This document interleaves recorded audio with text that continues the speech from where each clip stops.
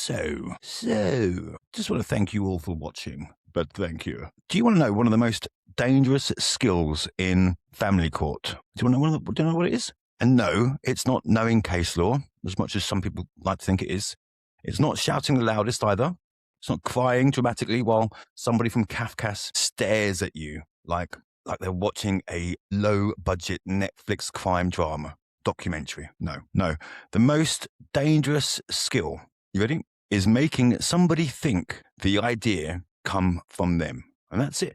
And honestly, once you understand this, you start seeing it everywhere. Media, politics, relationships, advertising, family court, even your ex during arguments, especially your ex during arguments, because human beings hate being told what to think. The second somebody says, you should believe this, you should trust me. He's abusive. She's manipulative. This is parental alienation. This parent is dangerous. Your brain immediately puts its guard up, as if somebody quietly places two pieces of information in front of you and lets your brain connect them. Game over. Because any conclusion you believe you discovered yourself becomes emotionally protected. And that's the trick. It's psychological Lego.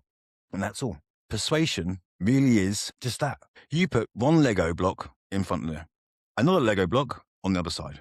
Then you casually walk away while the other person's brain starts building the castle for you. And the scary part, most people don't even realize it's happening. Watch the news carefully sometimes. Local woman reported missing. Neighbors reported hearing her arguing with her boyfriend earlier that day. You notice what they didn't say? They never actually told you he did it. They don't have to. Your brain hates unfinished puzzles. Human beings are pattern recognition machines. We connect dots automatically because biologically we evolved to search for meaning and danger. And that instinct kept cavemen alive. Unfortunately, it also explains Twitter and courtrooms. Twitter and courtrooms work exactly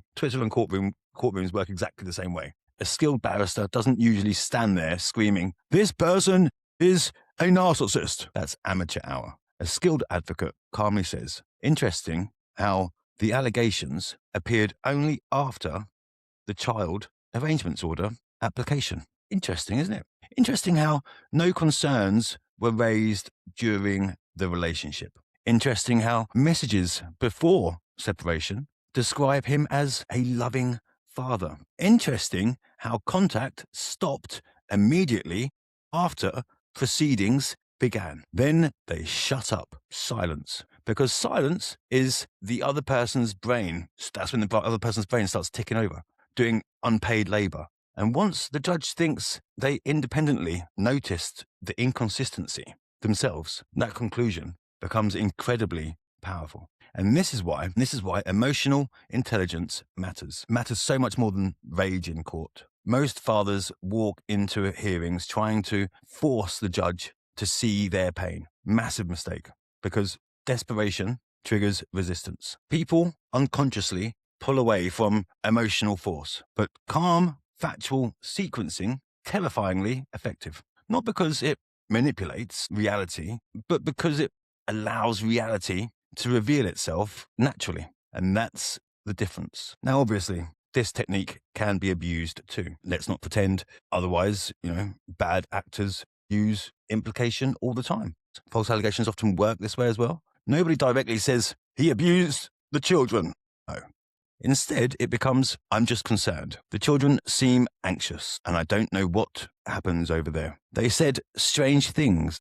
I felt uncomfortable." These sentences, they're tiny Lego blocks, one after another, until eventually the entire atmosphere in the courtroom changes without a single proven fact. And suddenly, you're not defending evidence anymore. You're defending a feeling. And that's why family court is so psychologically brutal, because most litigants think they're entering a legal process, and half the time they're actually entering a behavioral and narrative battlefield disguised as procedure.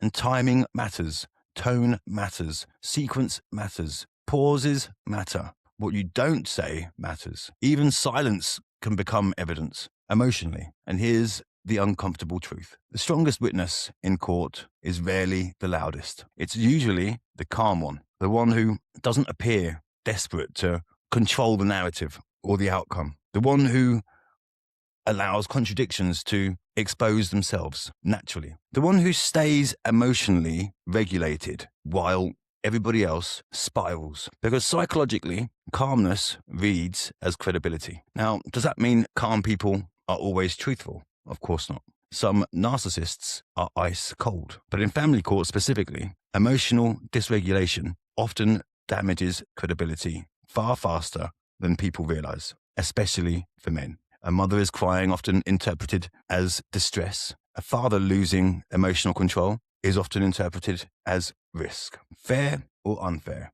That's the courtroom psychology. So the fathers who survive the system, the ones who survive it best, are often the ones who eventually stop trying to win. They stop trying to win emotionally. And instead, they learn how to calmly place reality on the table, piece by piece, without forcing anyone to swallow. Because the most persuasive sentence in the world is never, "You must believe me." Never. It's actually, that's strange. And then letting their own mind finish the story. Thanks for watching.